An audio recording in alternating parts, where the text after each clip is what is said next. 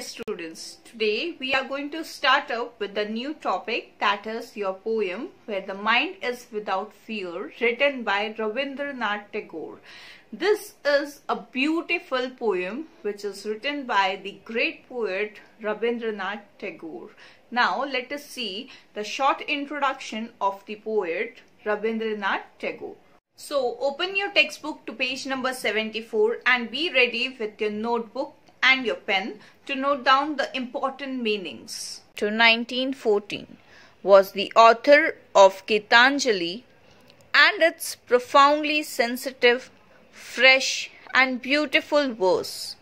He became the first non-European to win the Nobel Prize in Literature in 1913. This poem is one of his vastly read and discussed poems. It was originally composed in Bengali and later he himself translated it into English. This poem is from his Nobel Prize winning anthology Gitanjali. Anthology means collection of poems. Tagore lived during the time when India was ruled by the British. In this poem, besides political freedom from British, Tagore also appeals to God for social, educational and economic freedom for the people of India. Now let us see the setting of the poem and summary of the poem Where the Mind is Without Fear, written by Rabindranath Tagore. Setting of the poem Where the Mind is Without Fear is set in the India of the poet's dreams. This is the India that he hopes will be created after its independence from British rule. However, the converse of everything that the poet envisions is occurring in India in reality. The poem consists of 11 lines in total. These lines are not divided into stanzas. They are divided into meaningful segments for the purposes of his summary in order to make the poem easier to follow and understand. The poet prays to God for a free country that is fearless, united, truthful and wise. In such a world, knowledge will be free and it will not be broken down by narrow-mindedness. Now, let us see the recitation of the poem and then the explanation. Where the mind is without fear and the head is held high, where the knowledge is free, where the world has not been broken up into fragments by narrow domestic walls, where words come out from the depth of truth, where tireless striving stretches its arms towards perfection, where the clear stream of reason has not lost its way into the dreary desert sand of dead habit, where the mind is led forward by thee into ever-widening thought and action, into that heaven of freedom. My Father, let my country awake. Now let us see the explanation of the poem. Where the mind is without fear and the head is held high. The poet is saying like this because he wrote this poem when India was ruled by Britishers and was thinking that when there will be no fear, means when India will be free, when nobody will rule in India, the head will be held high. That means it will be a proud moment for all the Indians. Where the knowledge is free, means without seeing any gender or caste means no comparison, no foundations or limitations on caste. That if someone is of general caste or general category, they are going to get education or knowledge, and those who belong to other caste will not be educated. Those who want to study can study whether they are from general category or from other category. Whether she is a girl or a boy, they will get equal status and equal education in society. Where the world has not been broken up into fragments, that means it is not divided by narrow domestic walls. Narrow domestic walls means division on the basis of religion, caste, class and color in societies and between the countries of the world. So in these lines we can see that the poet starts to imagine what he would like his country to be like. He says that no countryman of his should live with fear on his mind at all times. Instead, they should hold their heads up fearlessly and have confidence in themselves. Knowledge should be available to all citizens. That is, educational institutes should admit students of all races and classes. All the various regions of India and the people should be united instead of fighting among themselves for supremacy. They should fight together against a common enemy to determine their common fate. Where words come out from the depth of truth, where tireless striving stretches its arms. Now, what is the meaning of tireless striving? Tireless striving means continuous efforts or struggle. Stretches its arms means aims at achieving a goal. Where the clear stream of reason has not lost its way. Stream of reason means continuous flow of thoughts. Into the dreary desert sand of dead habit. Now, dreary means lifeless and dead habit means old traditional rituals and customs that are harmful. So, in these lines, the poet says that in India of his dreams, everyone should speak the truth. No person should lie for his own advantage. Every man should make an effort to improve himself and keep trying till he reaches a stage of self-perfection. Next, he imagines the reason to be an unsullied stream of water through which one can progress easily and without encountering too many obstacles. On the other hand, he imagines habit to be a desert. The stream of reason seems to him to be the lost in the sands of habit. This means that he is saying that the people of his country blindly believe in their superstitions at present, and he would like them to question these beliefs through the application of logic. Where the mind is led forward by thee. Thee means yours. Into ever-widening thought and action. Into that heaven of freedom, my father led my country awake. Now, what is the meaning of heaven of freedom? Here it means condition of total freedom of good thoughts, good words and good deeds while respecting those of others. In these lines, the poet speaks directly to God. He wants his countrymen to be led by him so that they broaden the horizon of both their thoughts and their actions. If they were to do so, then India would be transformed into heaven, a heaven where all its citizens would be truly free. Central idea of the poem: in where the mind is without fear, the poet envisions the India of the future. In this country, no man will live in fear.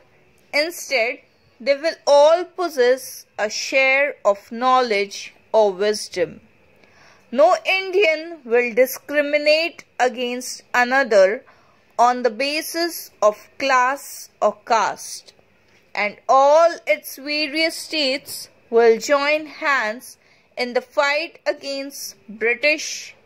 Every man will speak the truth and try to achieve self-perfection. They will stop believing in their superstitions and questions these with the help of reason instead. They will follow the path of God, and both their thoughts and actions will be righteous. Only then will India be truly free, not just in political terms, but in human terms as well. They will be independent, not just in name, but also in spirit. Conclusion of the poem: Where the Mind is Without Fear is one of the best known poems of Tagore. That is because its message can easily stand the test of time. Of course, it was inspirational for the freedom fighters in India at the time in which it was written. However, it has continued to move readers for a century since then. The way in which it defines freedom is radical, not just freedom from the rule of another race, but the freedom of the mind. That is the kind of freedom that every man craves, everyone who is living in a supposedly free state. That is why its subject matter is relatable to all readers, and it inspires them greatly as well. Now let us see the critical analysis, theme, tone and poetic devices of the poem Where the Mind is Without Fear, written by Rabindranath Tagore. Where the Mind is Without Fear was written during the reign of British in India, prior to the country gaining its independence from colonial rule. In fact, Tagore died just a few years before, in 1947, when India became independent. So, the country that he was living in was a country under oppression. However, the oppression was not just physical in nature, but mental as well. The Indian population had started believing that they would never be free. They were always afraid of what they would be subjected to next by the British administration. They had lost their self-confidence and dignity. Thus, their spirit had been entirely drained out of them, and they were left pessimistic. Many Indians were denied admission into the elite educational institutes, which were meant exclusively for the children of colonial officers. Only rarely were Indians admitted, and that too if they were to gain entry, there they had to belong to the upper classes, especially that class of the native population that chose to side with the British and were always at their beck and call. As a result of this, the Indian nation states were then willing to fight it out amongst themselves to curry favor with the colonial rulers. All this upset the poet greatly, so he dreamt of a better tomorrow. one in which his country would stand up for truth, for hard work, for reason, and for determination. He wanted his countrymen to stand united against the British, make themselves irreprehensible, and fight for their freedom. He wanted them to be open-minded and for their actions to speak louder than their words. By referring to God as Father, he was saying that all of his countrymen were the children of God. Hence, they must not discriminate amongst themselves on the basis of caste or creed, but must stand up for each other. They have a common goal, independence, and must work side by side to achieve it. Theme of the poem. In 1905, the Indian state of Bengal was divided into two parts by the British, West Bengal and East Bengal.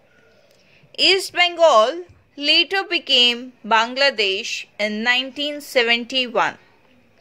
The division was done according to the policy that came to be known as the divide and rule policy. It was done on the basis of religious identity. In the regions included under West Bengal, the Hindu population was considerably greater than the Muslim population, and in the regions included under East Bengal, the Muslim population was present in a larger proportion than the Hindu population. The division of Bengal was known as Banga Bhanga in Bengali language, Banga being the original Bengali name of the region, the main of which was later anglicized, and Bhanga meaning the action of breaking something. This was an event that directly affected every citizen of the previously united territory of Bengal, and Tagore was no exception. Hence, it is probably the division of Bengal that he has in mind while writing lines 3 and 4 of Where the Mind is Without Fear, in which he speaks about the nation being broken into fragments. Written as it was in 1910, you can see that 5 years after the event, the poet is still deeply saddened by it. In fact, the Indian festival of Rakhi, during which sisters tie Rakhi on the hands of their brothers, is derived from something that Tagore started. On auspicious day, Tagore appealed to all Hindus in Bengal to go out in the streets and tie a thread on the hands of their Muslim brothers and vice versa. This was an initiative on his part to protest against the division of Bengal. Tone of the poem. The tone of this poem is dignified and inspirational. None of the things that Tagore describes seem to be impossible or even hard to achieve. In fact, he makes us feel that all those things are within our reach, and we only have to reach out and grab them. Poetic devices. Rhyme scheme. The poet does not follow any identifiable rhyme scheme in this poem. However, that does not work to diminish our estimate of his poetic skill in any way. The whole poem is in fact one long sentence, and hence one cannot object to the absence of rhyme within it. Rhetorical devices. Metaphor.